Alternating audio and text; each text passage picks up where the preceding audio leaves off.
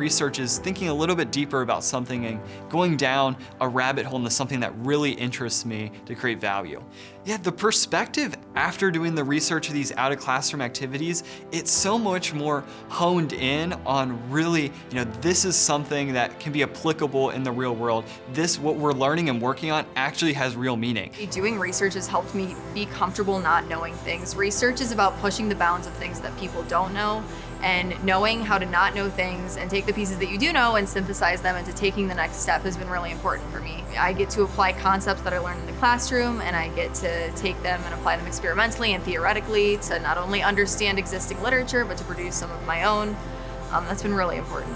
And I think once it comes back to the classroom, you can see and draw those parallels. I absolutely love the project of working with intellectual people and learning new things from them and what they're curious about.